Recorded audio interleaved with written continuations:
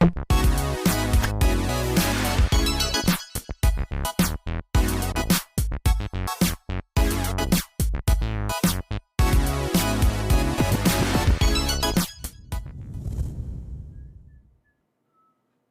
back. Yes, it's I've got two buttons on my stream deck. One of them says the scoop, the other one says the scoop. Underneath, the other one says intro, and I didn't press the one that said intro, which obviously runs the titles.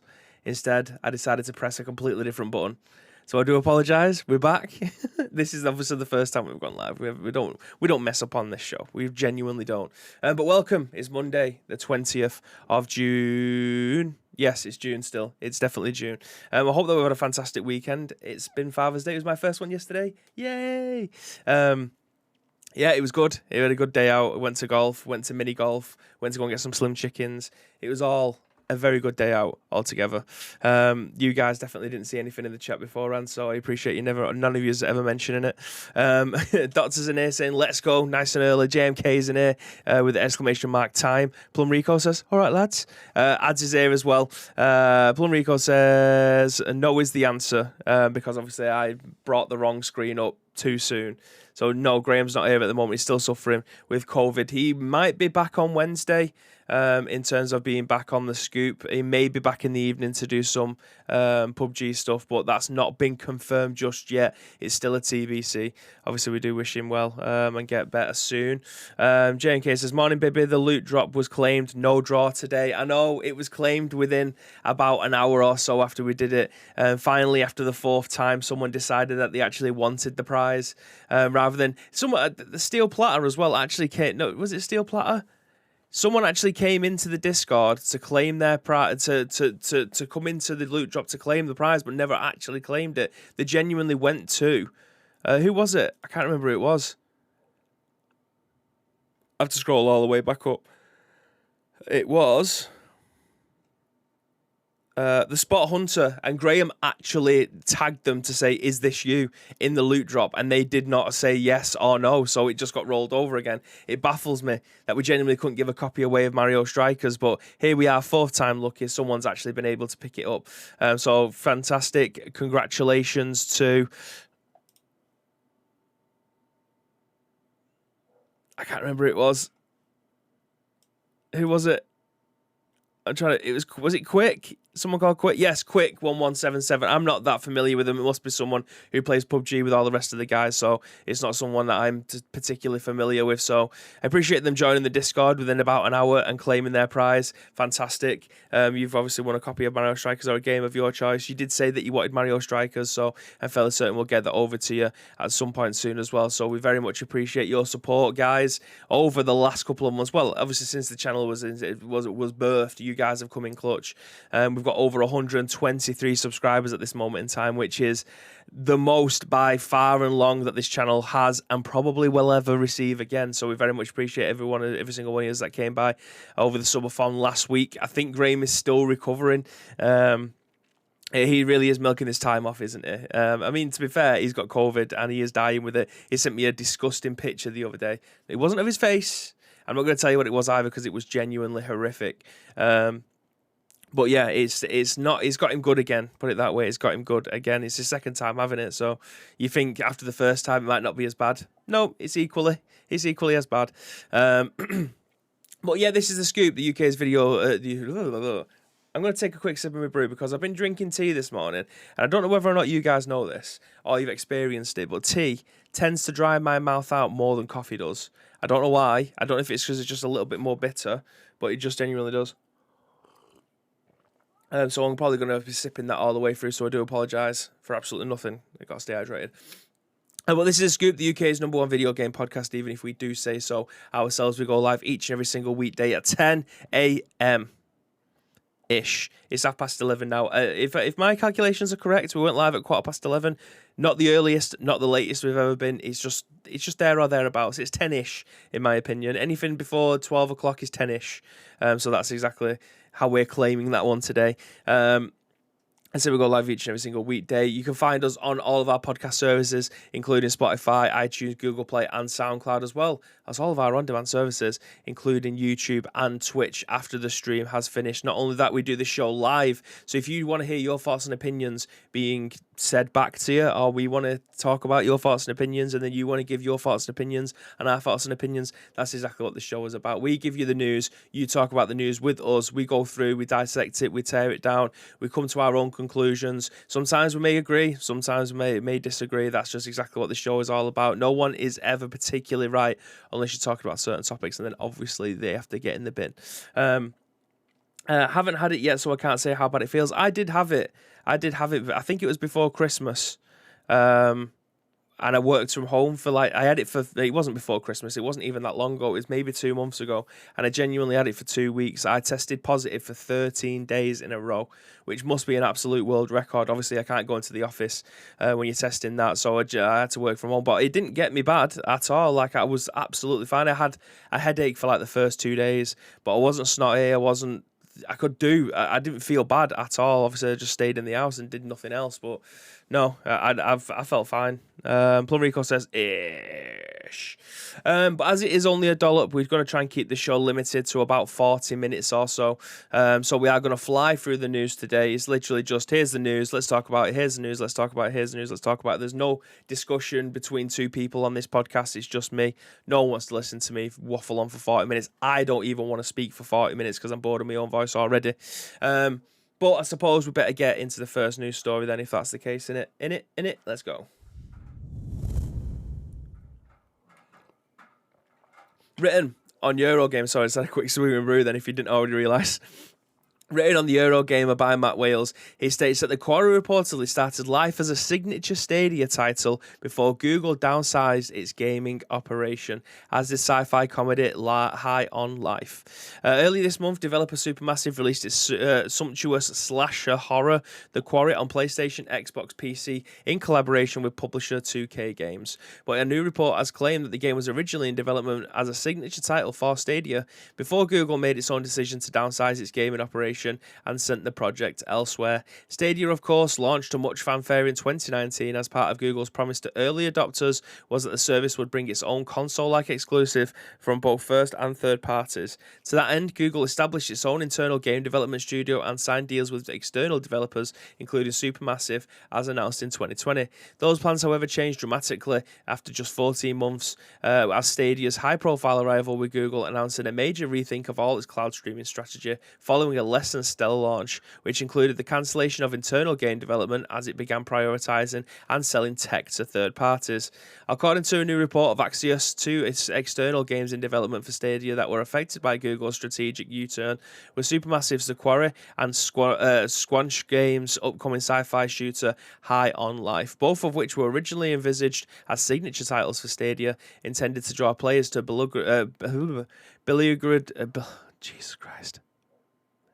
beleaguered service. Jesus, we'll get there eventually.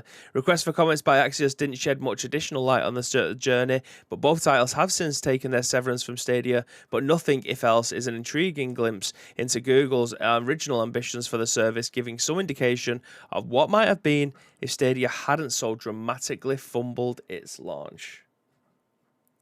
So, ladies and gentlemen, it looked like The Quarry and another game called High on Life were going to be the leading platform exclusives for, obviously, Google Stadia when it came out. And games like this, I love games like this. Games like Until Dawn or any of these, what's the other one? Man of Medan. These types of games where it's literally storyline. It's a film, an interactive film, essentially. I'd say very much like the Telltale games. Similar ilk, but not quite as fancy. Obviously, they're based off of comic books. But Heavy Rain, that's the one I was thinking of. Heavy Rain. So games like those, absolutely love them. So, are they niche?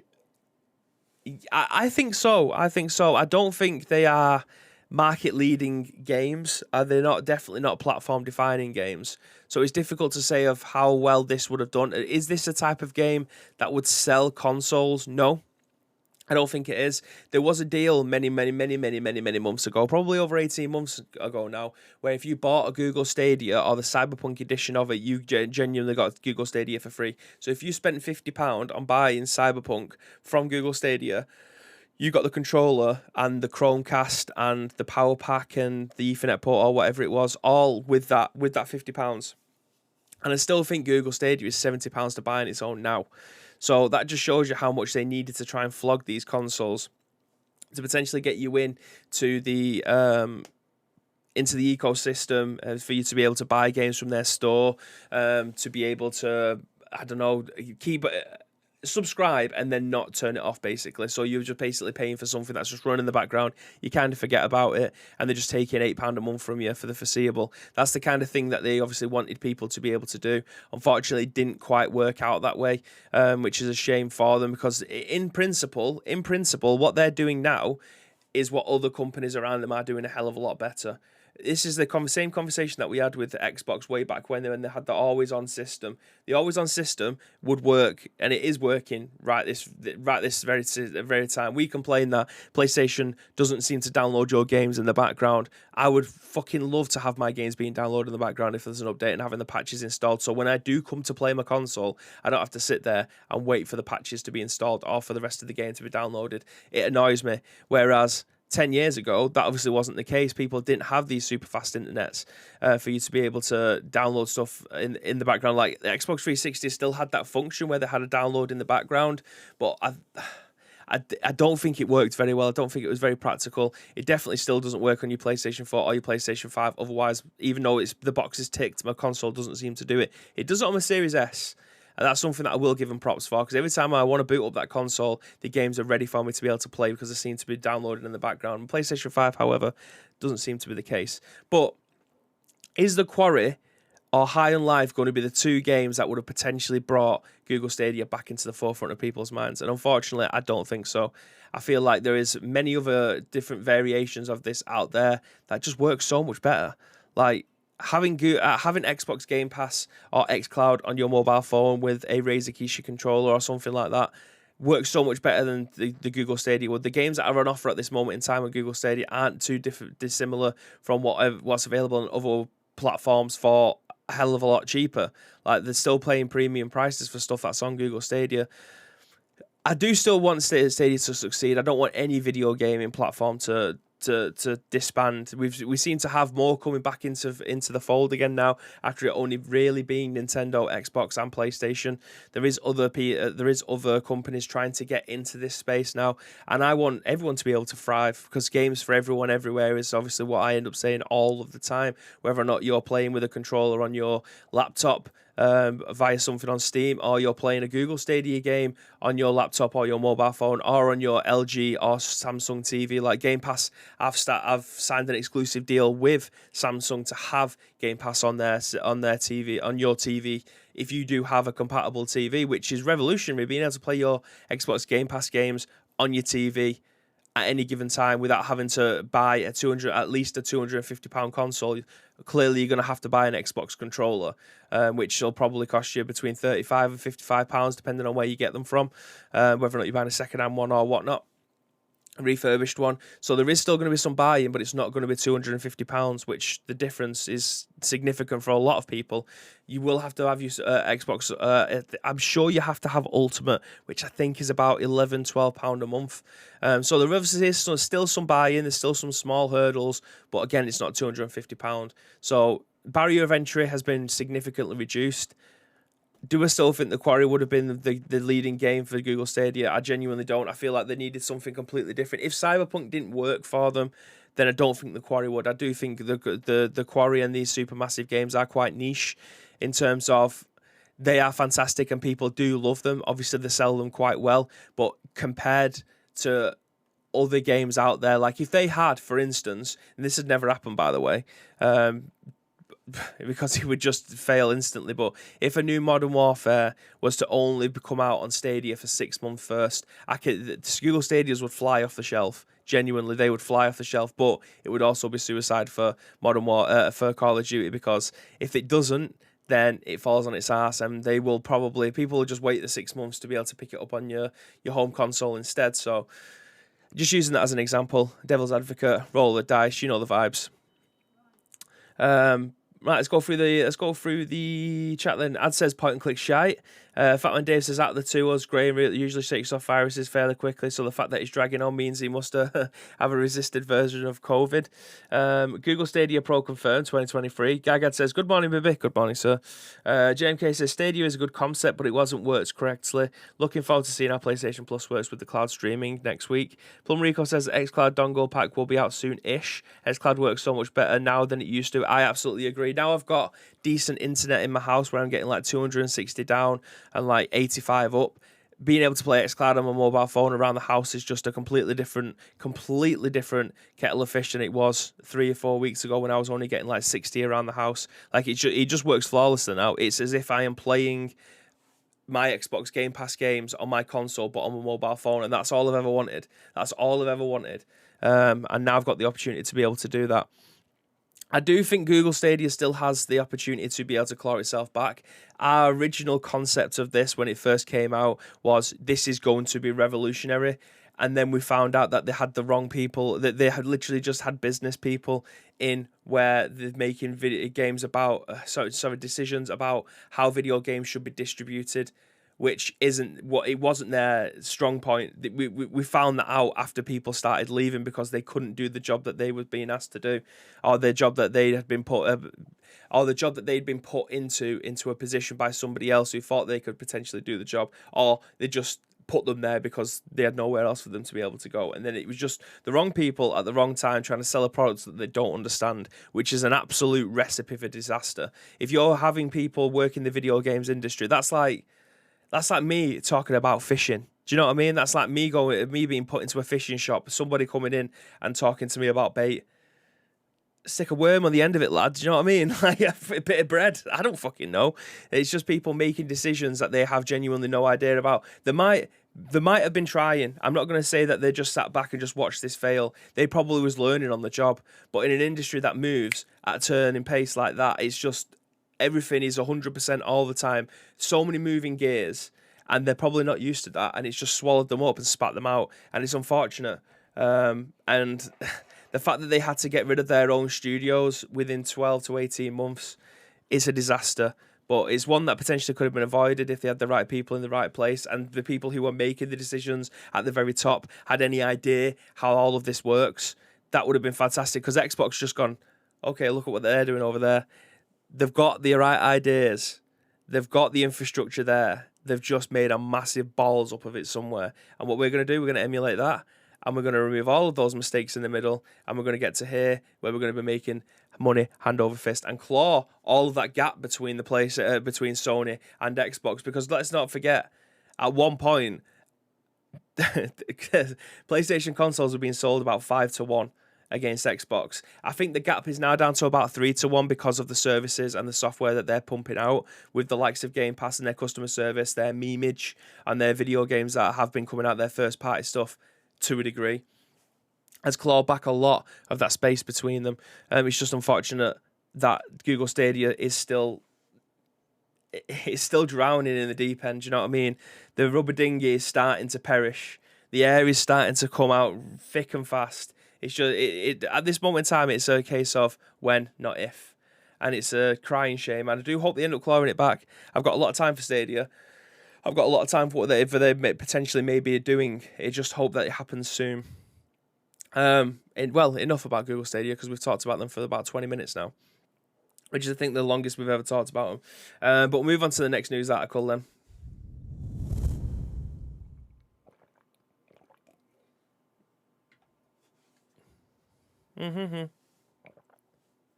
This is one that's been written on Pure Xbox. I'm sure this one was submitted by Tito. So I appreciate that. Tito is away this week. Obviously, why he's not in the chat, absolute disgrace. You're getting the hammer. You're getting off that sword. He's being stripped from you. But you're having a good week, mate. This has been written by Fraser Gilbert over on Pure Xbox, saying that Xbox reveals Project Moorcroft, a new demos and services game for X-Pass members. Microsoft today has unveiled what's called a Project Moorcroft, which is a games demo service that's specifically for Xbox Game Pass members. It was leaked earlier this week in a report by journalist Tom Henderson. The company said that it'll be rolling out the service within the next year, and the idea of bringing the fun to the discovery of playing new, cultured demos of upcoming games to our Xbox Game Pass menus. And this is a quote.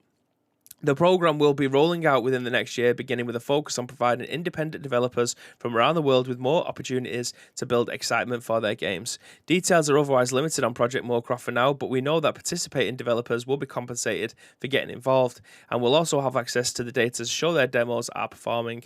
Look out for more details on Project Moorcroft at some point over the next 12 months. Liking the sound of this? Let us know in the comments section below. Now, I've just realised as I was scrolling through this then that this was actually written on the 9th of June, which is 11 days ago. Obviously around this time, obviously well before this time, we actually featured articles on here about what PlayStation Plus subscription, and obviously what Plum Rico, was it Plum Rico? No, it's JMK mentioned in the chat about what PlayStation are cooking up over there with the PlayStation Plus memberships, with the 3-tier system, which obviously will include demos and trials of games going forward. So obviously, Xbox are looking over again. They're scoping it. They're waiting for everybody to put their hands and their cards face up, and they're going, okay, so they've got some, I don't know poker. They've got some pretty good. They've got 20 over there. We're playing blackjack now. They've got 20 over there. We've got a queen here. We've got a queen here. We're just looking for that ace. Do you know what I mean? We're looking for that ace. And this is me. I know about blackjack. I don't know about card games in general. But we've got a good hand over here. They've got a good hand over there. But wait for them to make their mistakes. See what they're coming out with first. And then we'll go out. We'll capitalise on them.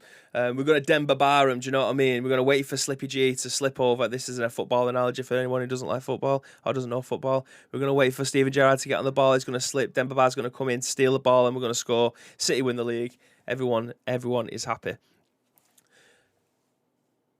I'm interested to see what this happens because I love the fact that we're getting demos again. I was an advocate. I was definitely one of the people who was keeping the likes of PlayStation and PC Gamer in business back in the day when you used to get demos of games. I was obsessed with them. I love reading video game magazines, or I loved reading them. I haven't bought one in forever.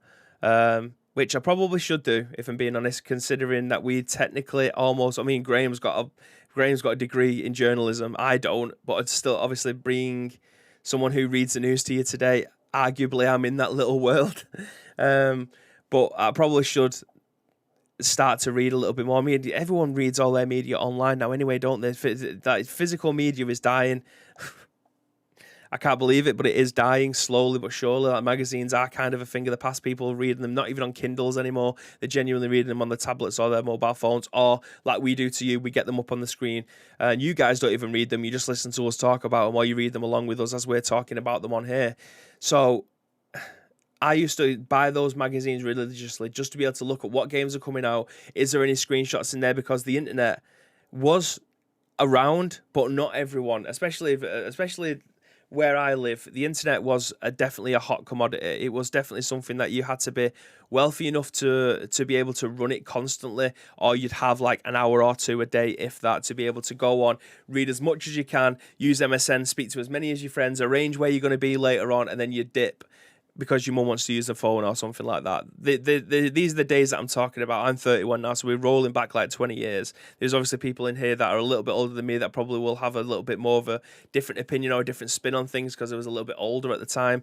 But for me, it was getting £5 off my nan or my mum or something like that, going down to Morrison's or going down to Asda or going down to the local paper shop, buying a magazine of choice that had a demo in there, taking it back and playing that the demo of whatever was on there, FIFA 2001, Tony Hawk's Pro Skater, whatever it was, we was playing those games to absolute death. I remember the FIFA one well. It was, you only had like 2 teams on it. I think it was England or Argentina maybe, and you got 45 minutes. Like, you played one half and the match was about 3 minutes long. So it was a pain in the ass, and you'd have to reload the match. Like, oh, first half's done, reset the game, start again. Okay, we won 2-0 overall or whatever. You know what I mean? Those were the days. We don't have that anymore. But I do hope that we get to a point back when maybe we're not buying the magazines anymore, but we're getting demos of games, so we're not spending. Like, Steam have a very good policy of you being able to buy a game over there and then getting it refunded straight away if you don't like it. That's a pretty good thing. You get 2 hours maybe, and then you get to refund it. That's pretty good, but I'd much rather be able to download a demo that's a gig rather than a 50 gig game. I don't like it. I have to uninstall it again. Something along those lines. It's a little sliver of the demo. I understand how the mechanics work. It's not for me. It might be for me. I'll go ahead and buy the game. Or I'm just spitballing. You download the demo. You enjoy the demo. If you don't enjoy the demo, you're probably not going to finish it, or you might finish it and you don't want to pre-order it. But as an incentive for you playing the demo, you get 10% off your purchase. You can pre-order through the demo itself.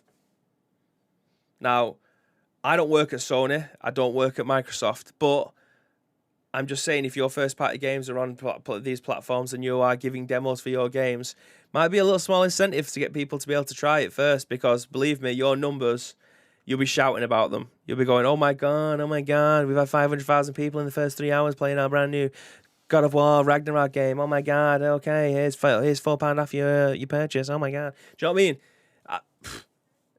These are genuinely on the table $1 million ideas. It's up to you whether or not you take them. It's up to you. If you're looking for a company to be able to talk through your social media stuff and come up with fantastic ideas how to get your game out the door, you know where we are. Jelly Media across all major social media platforms. Just saying. If you want to play those games, Ice Cream Uploads. You know what I mean? That's the difference between them. That's the difference between us. AR15, Jesus Christ. Thank you very much for your follow. Very much appreciate that. Moving on to our next story then. We've got 2 more left. We've got a Diablo one, obviously, and we've also got a Destiny one as well. I don't know if there's any more Destiny players in the chat. Destiny is still going strong. I know. But let's get into some news. Fatman Dave says, I remember the one, the PC mags when I was in high school that came out with a demo disc monthly, but if you stop the disc from going on the menu screen, it just browsed the disc manually and had porno pics on it. Wow. Out of curiosity, what month was that and what issue? Just for research purposes. I mean, not that you can't watch porn or anything now, but you know what I mean. Anyway, moving swiftly on, written on VGC by Andy Robinson, he states that Diablo Immortal has reportedly earned Blizzard more than $24 million, and the game has been out less than a month. The mobile game has been downloaded over 8 million times, despite criticisms of its microtransactions. Diablo Immortal has earned Blizzard more than $24 million during its first 2 weeks. There you go. First 2 weeks. Wow. That's according to data from market intelligence tool AppMagic, first published by Pocket Gamer, which shows that the mobile title was downloaded over 8.5 million times during the same period. This reportedly makes Diablo Immortal Blizzard's second highest game earner in the mobile space, behind the mobile version of its game Hearthstone. The game itself is reportedly more popular in the US, where users accounted for 43% of all revenue, while South Korea provided up to 23%. Japan, Germany, and Canada make up for 8%, 6%, and 3%, with the remaining 17% of all revenue coming from all the other markets. Despite the strong revenue from despite the strong revenue performance, Diablo Immortal has received mixed reception from users. Earlier this week, the game's Metacritic user score dropped to 0.2 out of 10, the lowest ever on the website's history.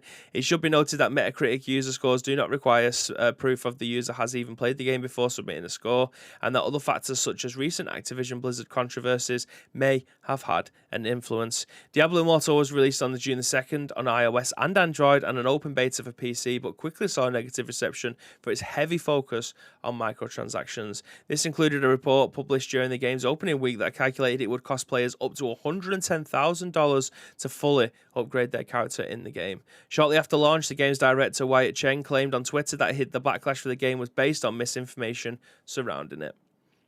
So, ladies and gentlemen, despite this game having a 0.2 out of 10 score on Metacritic, they have earned $24 million during its first 2 weeks of availability. Now, there's a couple of ways that we can look at this. I'm just going to take a quick sip of my brew before we move into this. How's about that? There we go. So, this is either very, very, very eager Diablo fans that just needed something to be able to sink their teeth back into. And the only way that they can do that at this moment in time to play a new experience is obviously playing this mobile game. And they are so hardcore that they don't genuinely mind spending $30, $50 on whatever it is to be able to get to the end game, get through the end game, do all of the raids and stuff like that, which is their money. I mean, it is... They have been given the option to be able to buy it or not to be able to buy it. That's their decision on whether or not they're able to do it. Now, obviously, if they're hiding stuff and you can't progress further into this game without spending that money, that is a pain in the ass. That is very predatory. That is basically pulling on people's heartstrings and their purse strings to be able to get them to move on and complete this game or get into a further dungeon, get more gear and stuff like that as it goes down the line. If they're earning this amount of money, I mean, it doesn't base off of how many people, 8.5 million people have downloaded this. Now, I could do some maths here. I don't know how I'm going to do this because my maths is terrible. Even using a calculator, I'm going to end up managing to balls this up. So 24 million, and then we do divided by 8.5 million. That's a long number. I don't know how this is going to work. So basically, what a workout is an average of how much people would have had to spend. If there's 8.5 million people, how much would they have to spend to be able to get that 24 million? Someone in the chat might be able to help me out with this one because as I'm trying to present, read stuff, and do maths at the same time, when my maths isn't that good, it's not very good. I don't know what the maths would be. Genuinely don't.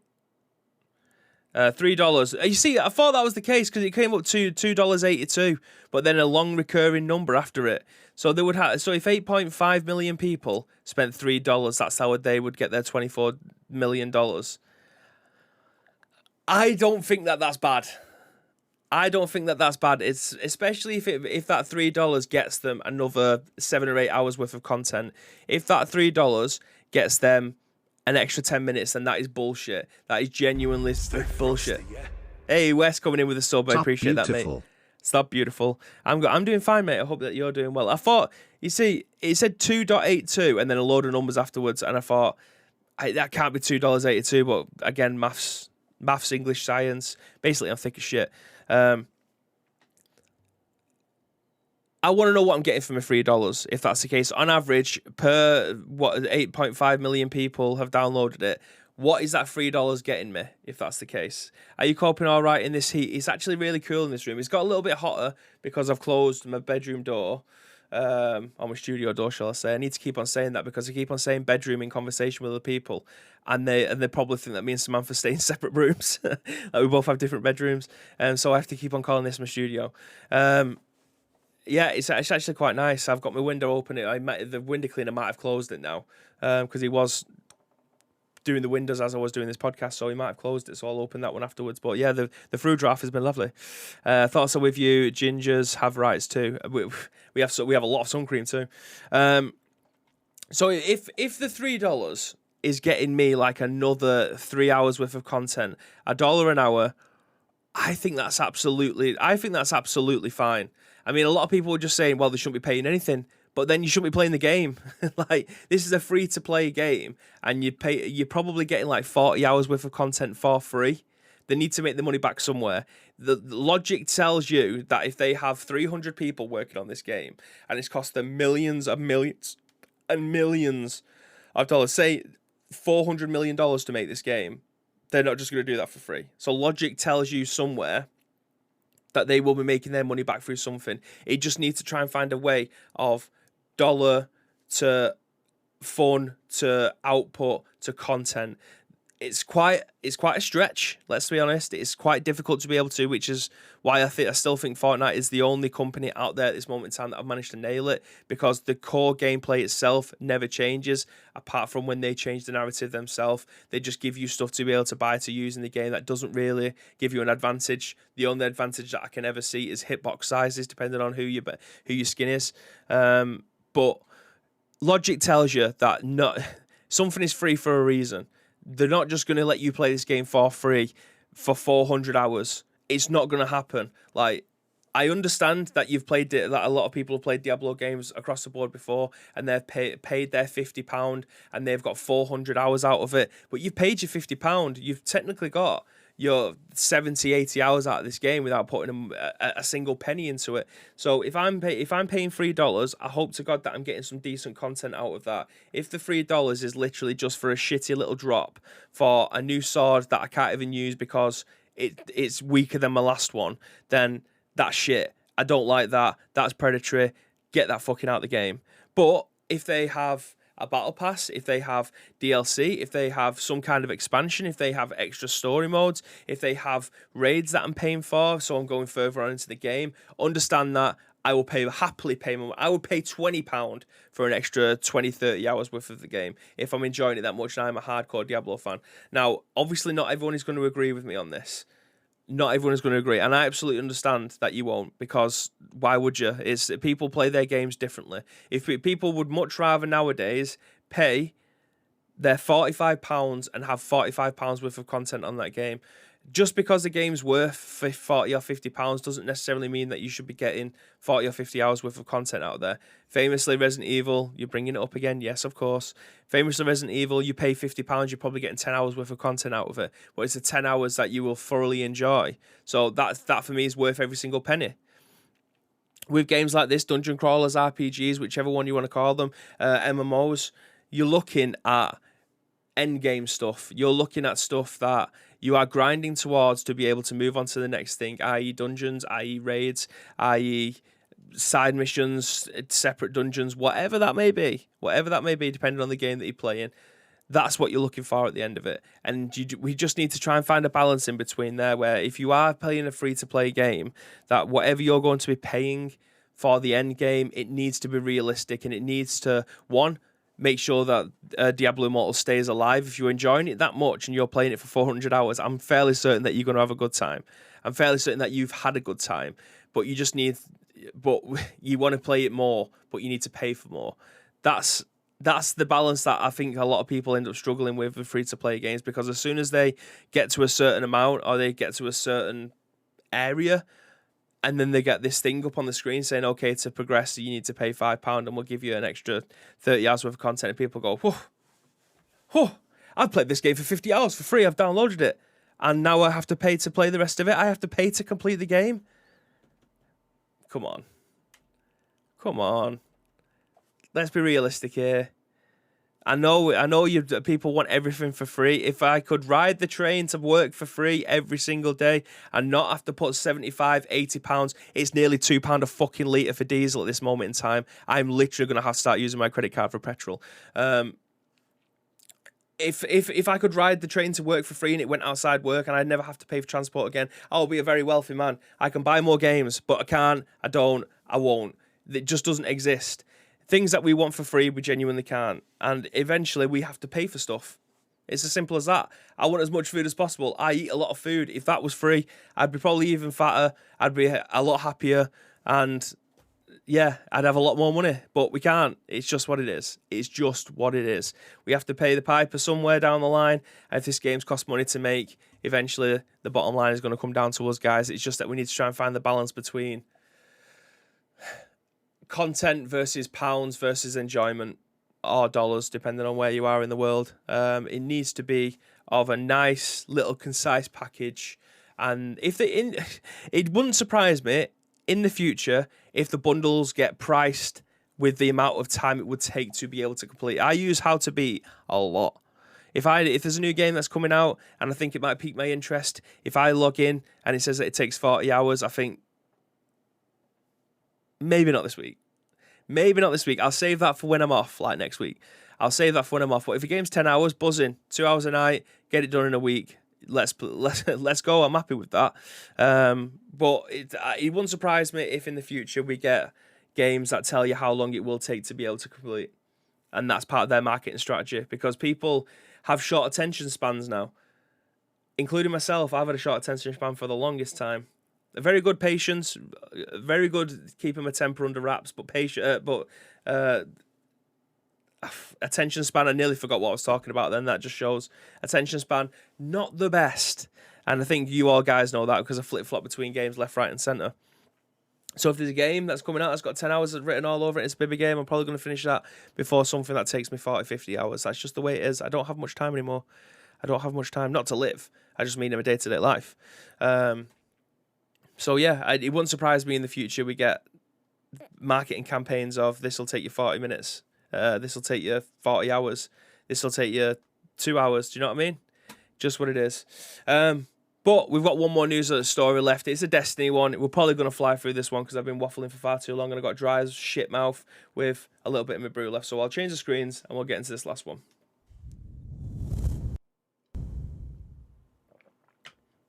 Destiny 2 cheat maker and Bungie agree on $13.5 million settlement. Bungie wins against one cheat maker, but there are plenty others to bring down.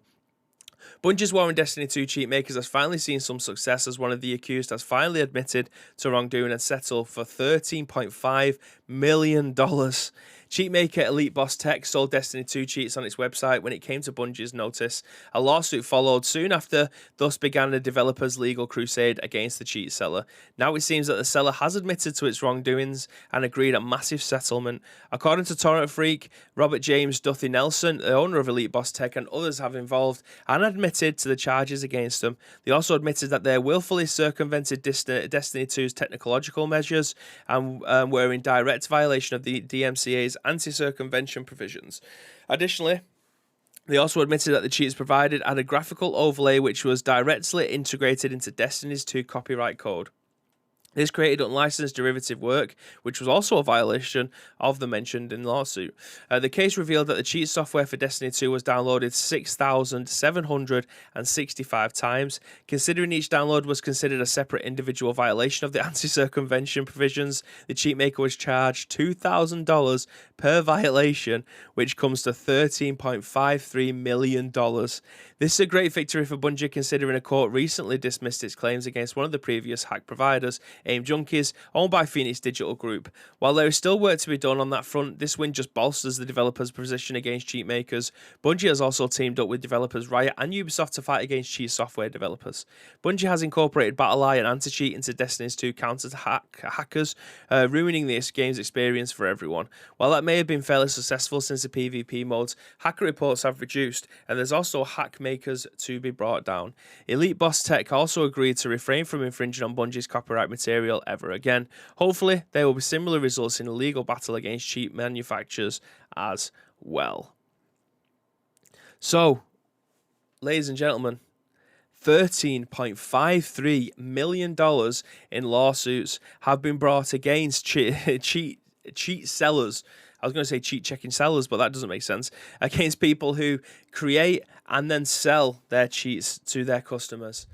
Now, they've been fined $2 million per customer, and I would love to know how much it costs to buy a cheat from this company, because I can tell you now, it will not be £2,000. So they will never be able to pay this money back. Unless they have cheats for thousands of other games and they have thousands of other customers out there for these different games, they will never be able to get that money back. Bungie will probably get a small slice of that, but it will probably bankrupt the company that created the cheats, which isn't horrific by any stretch of the imagination.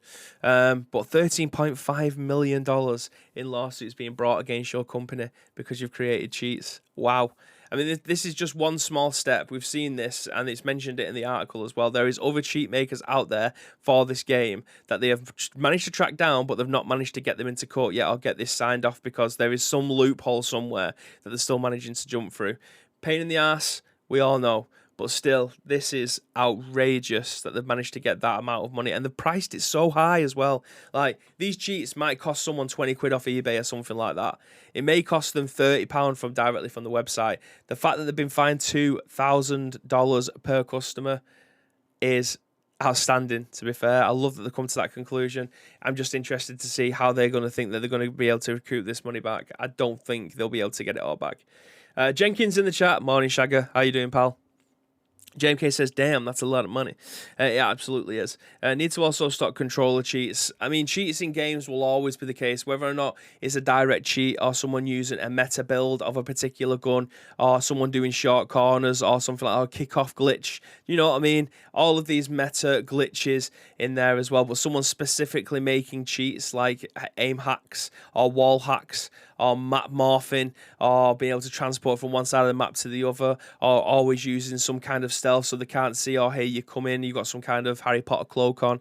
Do you know what I mean? So these are completely different from using metas or glitches or something that is known to enhance your game, but without breaking the law. But these guys have literally just broken the law and ruined the game for everybody else. So fuck these guys. They're not going to be able to get all of the customers' number. I would love it if they managed to find the IP addresses of all the people who have been using the cheats and been able to ban them from the game altogether. That would also be absolutely fantastic, but that will never happen. That will never happen. I don't think they want the money. They just want people to stop bringing in the cheats. I absolutely agree, but then why put money?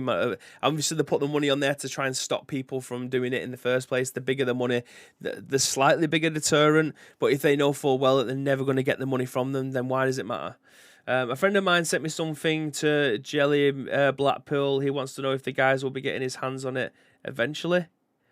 A friend of mine sent something to Jelly Media Blackpool. He wants to know if the guys will be getting their hands on it eventually. Well, hopefully I'm back in the office tomorrow. I mean, if worst comes to worst and my car is still in the garage tomorrow, I'm going to have to cancel all the boys' stuff tomorrow, like his classes and stuff, and I'll just have to bring the other car. So I will be hopefully in the office tomorrow. Graham's in the office tomorrow, I think. In fact, I'm probably not because he's still testing positive, so it might just be me again. Yeah, maybe. Yeah, it's the right office. Yeah, it's the right office. Now still positive, so Graham won't be in the office tomorrow, so it's looking likely that it's just going to be me. So hopefully I'll get my own car back so I don't have to cancel the boys' appointments and stuff tomorrow. But if it is, it's just what it is, isn't it? It's a threat to other people to create cheats and we might ruin you. Because it closes the business down, they have to file for bankruptcy. Well, it doesn't actually say that in this article, though. It still shows that they're going to be trading, but under maybe a different name or maybe over different games. I'm not too sure. Yeah, who knows? It will take a while anyways. Oh, I appreciate that, mate. Thank you very much. Well, I can't wait to see what it is now, to be honest. But thank you very much, Jenkins. Hope you feel better soon, says JMK to Graham. Well, that settles it for today then. 4 news articles for you guys in less than an hour. I very much appreciate every single one of you that have helped shape this show by sending us stuff over on Discord or tagging us over on our social media channels. But that is it for today. Very much appreciate you all sticking by. If you want to help shape tomorrow's show, there's 2 ways that you can do so. First of all, find us on social media. It is at Ice Cream Uploads across all major social media platforms, or alternatively, get involved with our Discord. If you're watching this in any of our on-demand services, go to the description below. All the links that you require will be listed there for you. But all we need from you is a URL plus your thoughts and impressions. We will then give you our thoughts and impressions on the very next show, which will be at what time tomorrow, Mr. Graham Day? 10 a.m.-ish. That's what Graham sounds like. So, yes, we'll be back tomorrow. Stay tuned, though, because I will be sending you over to one of our friends over on Twitch. I'm just going to figure out who that is because I haven't had a look who's actually live this morning. Who's like Bowser's live and he's playing PUBG. What a surprise. So we'll send you over there to him. He's playing some PUBG. Even if it's just a hi and bye, just make sure you go over, say hi to him, make his morning. And as always, guys, there's one thing that we want you to do, and that, my friends, is to stay frosty.